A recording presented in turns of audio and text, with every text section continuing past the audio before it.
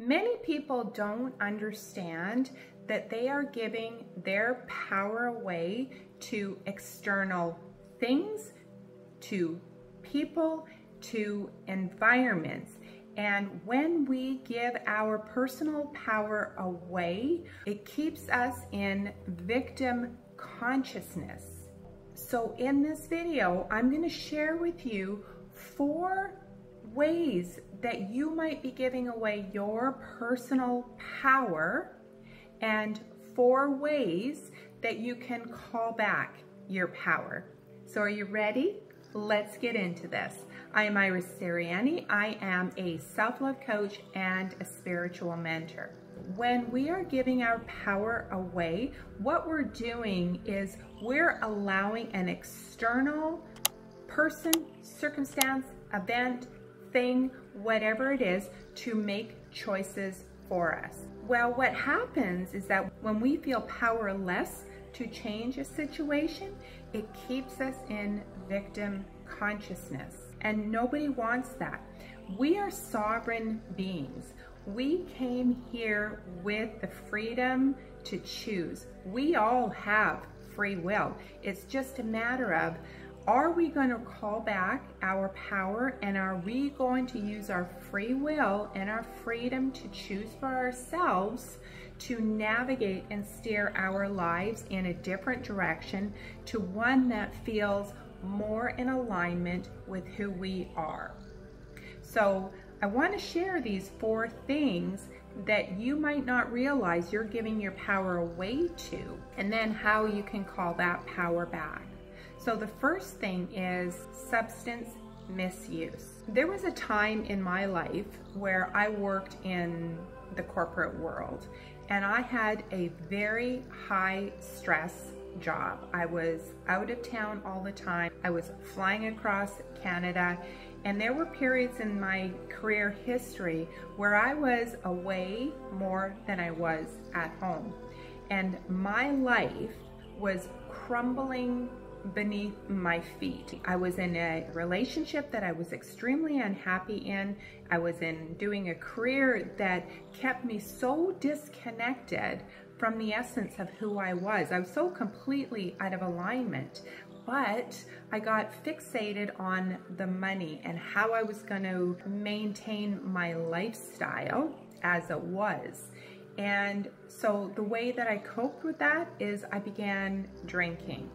And at one point, the alcohol became a real problem for me, so much so that I missed booking flights, missed making hotel reservations, missed booking car rentals, just generally felt horrible about myself and my life, and disconnected and always crying. And yet some days I would be sitting there drinking wine, sitting at my desk at home, drinking this wine just to try and get through my day, just to try and numb the pain. When we put ourselves, this is a 2-prong point here, is that number 1, when we use drugs or alcohol as a way to cope with our lives, we are giving our personal power to that substance. The other part of that is that when we are in a relationship, or when we are in a job or a situation where we have to numb out the pain of the stress of being in that situation, that is your higher self trying to guide you away from that person or that situation. But we get so attached to the money, to the fear of the change, to leaving the relationship, ending the situationship, ending the position, whatever it happens to be. We become so attached. You cannot be your best self if you are using a substance to cope with the reality of your life. And so it seems simple, not so simple sometimes. The way to call back your power, number 1, is to not use that substance anymore. And sometimes that's easier said than done. Sometimes you need support and help on that journey, because the shifts and the changes that you need to make to let go of the fear of letting go of whatever that situation is needs a little bit of support. That was the case for me. And then the other part of it that I just kind of talked about it was that we do need to make those changes that are going to help shift us and pivot us into something that feels so much better. And when you make these shifts and changes, after being on the other side of this now, I can absolutely 100% tell you that when you are living in your purpose and when you are aligned with what is meant for your heart and your soul, you don't need drugs or alcohol to cope with your life. I'm not saying that you have to be a non-drinker. I have now chosen not to drink because it feels better for me, but you can still socialize with alcohol and you have a different relationship with alcohol. So that is point number one.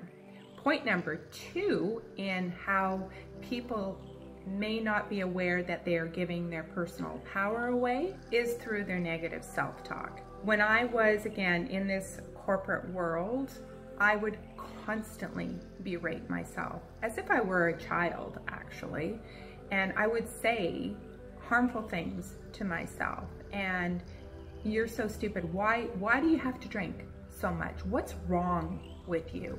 And every morning that I would wake up and I would be so hungover and I would berate myself, and you did that again, and now I got to go throughout my day and I've got to go and do this training session. It was horrible. It was horrible the way I talked to myself. It was horrible the way I felt about myself. There was no love there for me. I wanted something different, but I couldn't make the changes to make it happen. So what I had to do alongside of making the corporate career shifts and changes, letting go of the alcohol, which actually was quite a journey for me, I had to retrain my negative self-talk. And the way that I did that is I wrote down on a piece of paper things that I would like to feel. Things like, I am exceptional. I am in control of my life. I am beautiful. I am perfect the way I am. There is nothing wrong with me. Just different things that I would use to help me reverse the negative self-talk. I recently recorded a beginner's self-love affirmations with subliminals with some really beautiful music. I'll leave a link to that video up here, and I'll also leave it in the description box below. But when you are really feeling low about yourself and you're just not feeling the love for yourself at all, that is a really good place to start with that video. And I'll be including more self-love affirmations and life affirmations in general as I go along. So the way that you reclaim that power is, number one, recognizing that how you talk to yourself is what's going to manifest in your outside world. If you don't believe in yourself, if you don't love yourself, if you don't have confidence in yourself, if you don't find that anything that you speak has any value or what you have to say matters to anybody, if you believe that, then you've also got accompanying thoughts about that, which means that that's going to be reflected in your outside world. You are not a victim. You just have to shift your awareness that you have control to change how you feel about yourself, and then start with positive affirmations about how you want to feel, and then start repeating them to yourself. And every time you pass by a mirror, repeat those affirmations to yourself. And I know it sounds crazy and hokey, but if you do it, you will feel a shift in your energy, and you're reclaiming your personal power. You are in control of your thoughts. You are in control of how you want to feel. So calling back your own personal power. All right, so tip number 3 in how you might be subconsciously giving your power away and what you can do about it. Surrounding yourself with the wrong type of people and getting caught up in the negative energy. This is a really challenging one. But have you ever been in an environment where there's so much tension, you can cut it with a knife? Pay attention to that energy, because even if you immerse yourself in the energy and you've been working on your self-love and you've been on your healing journey, when you put yourself into negative situations with people that don't have the awareness yet, because that's all it is, it's an awareness, right? And so when you put yourself into that situation, you will very quickly feel your energy levels start to deplete. That's because you're giving your energy and your personal power to this collective of negative energy, if you're following me. So when we remove ourselves, which we can remove ourselves from any negative situation, you are actually reclaiming your power. The thing about this one here is I work with many highly sensitive and empathic people. And one thing that happens quite often is they go into these situations. It could be going grocery shopping, it could be going to the mall, it could be going to the gym, it could be virtually anything.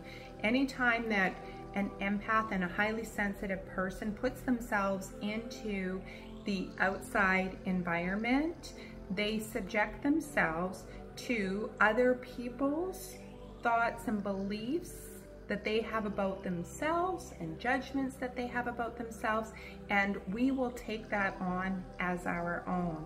So you might leave the house in the morning and go out for a couple hours and then come back and feel absolutely exhausted and drained. It is highly likely that you have taken on somebody else's energy or a lot of people's energy.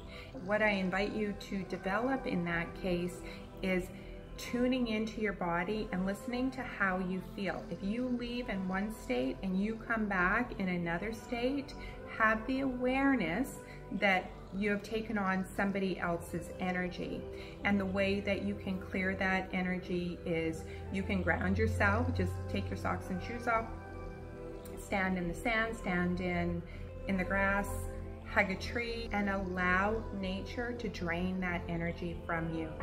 Learning to understand what belongs to us and what doesn't belong to us is a very powerful way for recalling back our energy. So in that example, it's like an energy exchange. They've given you their energy and you've left yours with them. And quite often what I will do at the end of my day is I will say a prayer that goes like this: I release any negative energy, any entities, any darkness, any negativity that does not belong to me. I return that to sender. I also recall any parts of my power that I have left outside of myself throughout the day. I also release any negative beliefs and judgments that I have of myself that are no longer supporting my highest good. And then I just allow that process to happen. When we are working in the world of energetics, we can't see it. So there is just the belief that we have that is done. So that is tip number 3.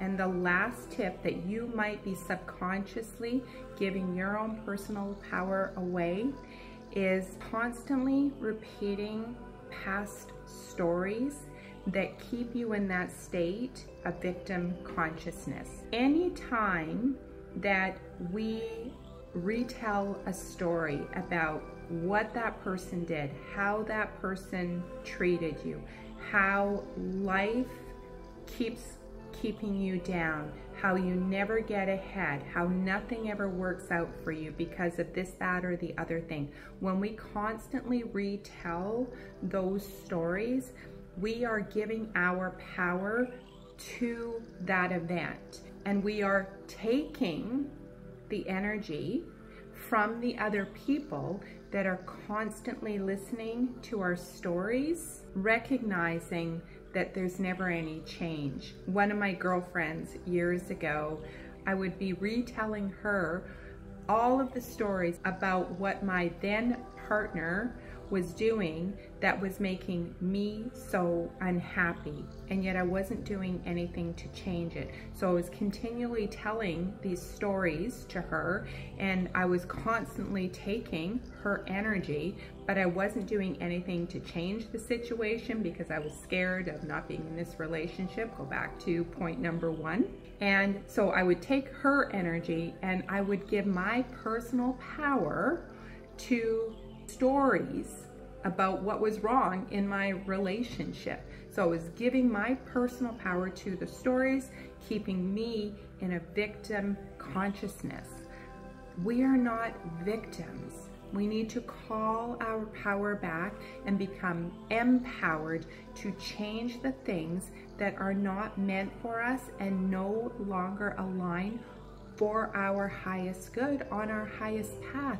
And our highest good and our highest path is so that we can be our best self, but we give our power away trying to make a situation change, trying to make a person be different.